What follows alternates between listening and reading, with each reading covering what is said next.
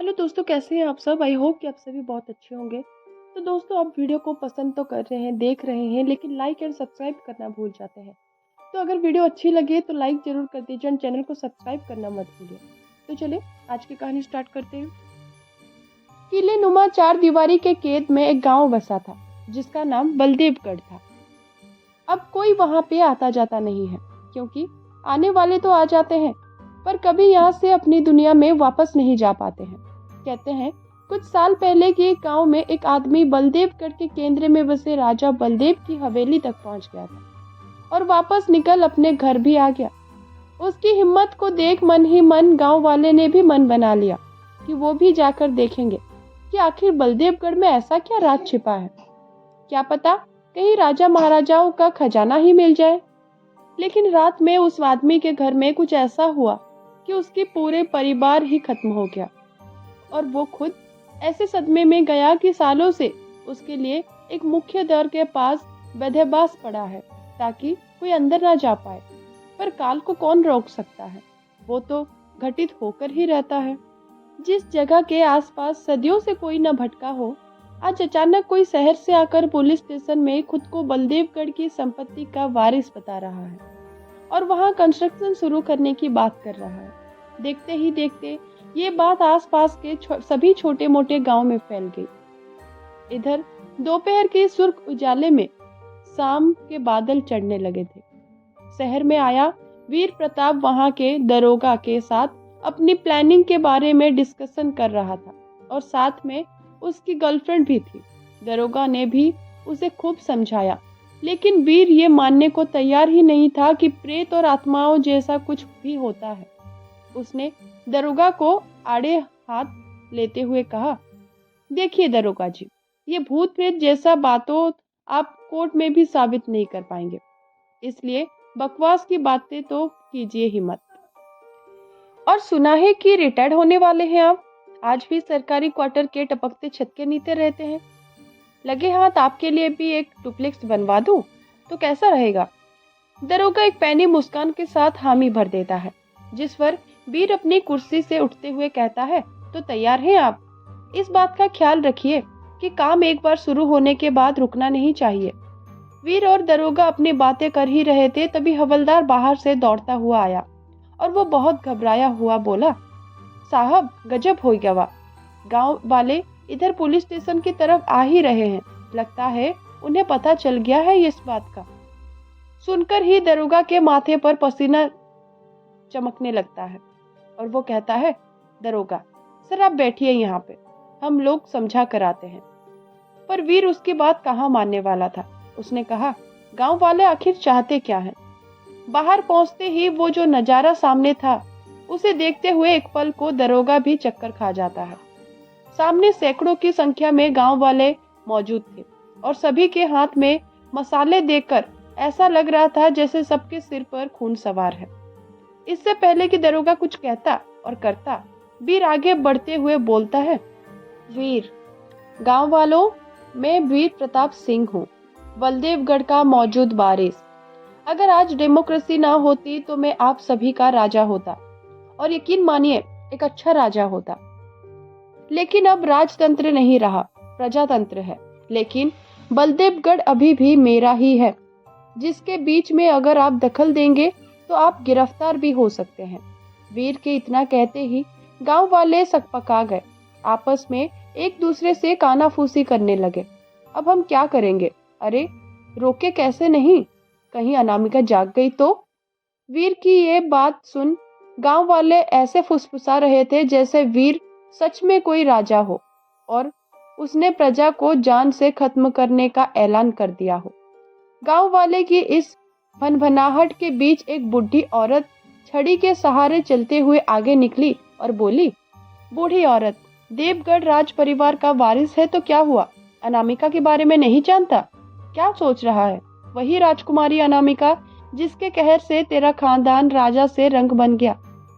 दरअसल बात आज से 150 साल पहले की है, जहां बलदेव प्रताप सिंह यहाँ का राजा हुआ करता था। उनकी 2 संतानें थी, पर अलग अलग रानियों से, राजकुमारी अनामिका और राजकुमार भैरव।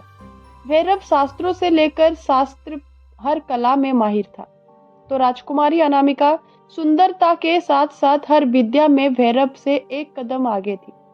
इसलिए आगे चलकर महाराज बलदेव ने राज्य की भागदौड़ राजकुमारी अनामिका के हाथों में देने का तय कर लिया था। पर भैरव ने यह बर्दाश्त नहीं कर पाया और उसने राजकुमारी के साथ साथ महाराज बलदेव को भी खत्म कर दिया और खुद महाराज बन बैठा। फिर बलदेव की प्रजा पर अपनी मनमानी करने लगा और ना जाने कितने ही प्रजा को मौत के घाट उतार दिया। पर राजकुमारी अनामिका की आत्मा ने ये सब कुछ ज्यादा दिन नहीं चलने दिया और उसके कहर से पूरा बलदेवगढ़ कांप गया और भैरव पागल हो गया। अनामिका से उसकी जान बचाने के लिए भैरव की मां ने तंत्र मंत्र की मदद से अनामिका की आत्मा को गुड़िया में कैद कर वहीं चौखट में ठोक दिया और राजमहल छोड़कर कहीं दूर चली गई। उसके बाद से पूरे बलदेवगढ़ पर उसका साया है। वहां जाने की किसी की हिम्मत नहीं हुई। ऐसा नहीं है कि सारी बातें वीरे को पता नहीं है, पर आज मॉडर्न जमाने में रहकर वो इस बातों पर विश्वास नहीं करता है। इसलिए पुलिस स्टेशन के बाहर गांव वालों के सामने खड़ा वीर उस बुढ़िया से कहता है, वीर, दादी अम्मा, अच्छे से जानता हूँ अनामिका की कहानी। ये सब कहने सुनने की बातें हैं, भूत पिशाच और विक्रम बेताल। मुझे तो लगता है आप लोग मेरी संपत्ति पर कब्जा करना चाहते हैं। इस बात पर दरोगा चापलूसी करते हुए कहता है, दरोगा, इसके लिए मैं आप सबको गिरफ्तार भी कर सकता हूँ। इस पर बुढ़िया ने कहा, बुढ़िया, चलो सब वापस अपने अपने घरों में बंद हो जाओ, मरने दो इसे, विनाशकाली विपरीत बुद्धि। उनकी जाते ही वीर अपने गर्लफ्रेंड और इंस्पेक्टर के साथ बलदेवगढ़ के किले की तरफ निकल जाता है और पीछे से पुलिस बैकअप भी है। किले के गेट पर उसे वही पागल आदमी दिखता है जो उसे अंदर जाने से रोकने की कोशिश करता है, लेकिन वीर उसे उड़ाता हुआ अंदर चला जाता है और अपने बगल में बैठे दरोगा के तरफ देख एक भीगी मुस्कान देते हुए कहता है, अब इतनी छोटी सी बात तो आप संभाल ही लोगे। वीर का ये रवैया देख दरोगा के सर से पसीना टपकने लगता है। वीर की गाड़ी जैसे ही किले के अंदर जाती है, वो बड़ा दरवाजा अपने आप बंद हो जाता है। मौसम बदलने लगता है और तेज हवा भी चलने लगती है।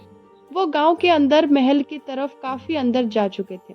अचानक दरोगा ने देखा कि उसकी बैकअप टीम तो है ही नहीं। वो जोर से चिल्लाता है, दरोगा, वीर, गाड़ी रोको। इस बार दरोगे की आवाज में सचमुच दरोगे जैसी बात थी। तीनों गाड़ी से नीचे उतरे। दरोगे पीछे की और देखा, पर उसे अब तक बैकअप टीम की गाड़ी नहीं दिख रही थी। भागता हुआ वो थोड़ा पीछे गया तो उसने देखा कि गाड़ी पलटी हुई है और बैकअप टीम की सरकटी लाश पेड़ पर लटकी हुई है और उनका सिर गिद्ध अपने पंजों में फंसाए उड़ा जा रहा है। ये नजारे देख वीर की गर्लफ्रेंड चीख पड़ती है। वीर की गर्लफ्रेंड, इन्हें इतने बुरे तरीके से किसने मारा? हो ना हो यहाँ लुटेरे छिपे बैठे हैं। इस बात पर इंस्पेक्टर बोलता है, इंस्पेक्टर, लुटेरे नहीं, अनामिका है। हमें यहाँ नहीं आना चाहिए था। वीर उसे कुछ कहने ही वाला था, तभी अचानक से उसे चहल पहल की आवाज सुनाई दी। वीर आवाज का पीछा कर आगे बढ़ा ही था कि उसने जो देखा उसे देख उसकी आंखें फटी की फटी रह गई। यहाँ तो पूरा बाजार लगा हुआ है, किसी पुराने जमाने का बाजार, जैसे कि किसी राजा महाराजा के जमाने का हो। वो उन्हें देख कहता है, वीर, मुझे तो लगा ही था कि यहाँ कोई कब्जा करके बैठा है, भूत की कहानी बना के लोगों को यहाँ से दूर रखता है। इतने में दो आदमी सामने से बात करते हुए आते हैं। इससे पहले कि वीर उससे कुछ कहता, वो दोनों आदमी वीर के जिस्म से किसी आत्मा की तरह गुजर जाते हैं। असल में ये सब उन्हीं की आत्मा है जिनकी जान आज से 150 साल पहले गई थी।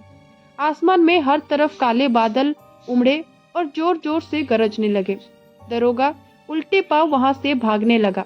तभी पास के घर से एक हाथ हवा में लहराता हुआ इंस्पेक्टर का पीछा करता और उसके पांव पकड़े हुए अंदर खींच लेता है। ये देख अब वीर का गला भी सूखने लगा था, फिर भी वो उस घर की तरफ बढ़ता है। जैसे ही वो दरवाजे के पास पहुंचता है, उसने अंदर देखा तो गिद्ध इंस्पेक्टर के सिर पर अपने पंजे फंसाए हुए थे और वीर के सामने ही वो उड़ गया। ये सब वीर के लिए इतना भयानक था कि वो लड़खड़ाते हुए गिर जाता है। तभी उसके गर्लफ्रेंड की आवाज आती है, बचाओ मुझे, बचाओ वीर, मुझे बचाओ। वीर देखता है कि एक हाथ उसके गर्लफ्रेंड के बालों से घसीटते हुए महल की तरफ ले जा रहा है। जब तक वो खुद को संभाल पाता, वो काफी दूर चली गई थी। वीर भी अब महल की तरफ बढ़ने लगा था। महल में भटकते भटकते वो उसी चौखट पर पहुंच जाता है जहां गुड़ियों के अंदर अनामिका का आत्मा कैद रहती है। वीर के मन में ना जाने क्या चल रहा था। चौखट से हवा तेज हो जाती है और चारों तरफ धूल ही धूल उड़ने लगते हैं। फिर वही गुड़िया एक लड़की का आकार ले लेती है और राजकुमारी अनामिका में बदल चीखने लगती है। अनामिका, 150 साल इंतजार किया है मैंने इस दिन का, और देखो आज कौन आया है, इस राजघराने का वारिस। 150 साल से ही कुछ नहीं बदला। वो भी दरिंदा था, वैसे तू भी दरिंदा है। अपने लालच के लिए किसी को भी अपने रास्ते से हटा सकता है। ये सब कुछ आज ही खत्म होगा और तेरे साथ ही खत्म होगा। इतना कहते ही अनामिका उसे गले से पकड़ के उठा लेती है। वो चीखने लगता है, वीर मुझे छोड़ दो, मुझे छोड़ दो। अनामिका ने उसे ऐसे जकड़ा था कि उसका पूरा शरीर एक गुड्ढे में बदलने लगा, जिसे अनामिका ने वहां पर लगे एक किले नुमे रोड में धंसा दिया। आज भी वीर गुड्डा बनकर उसी महल में लटका है और उसके बगल में उसकी मासूका। कहते हैं आज भी प्रेत आत्मा वहां मौजूद है, पर लोगों को कोई नुकसान नहीं पहुंचाती।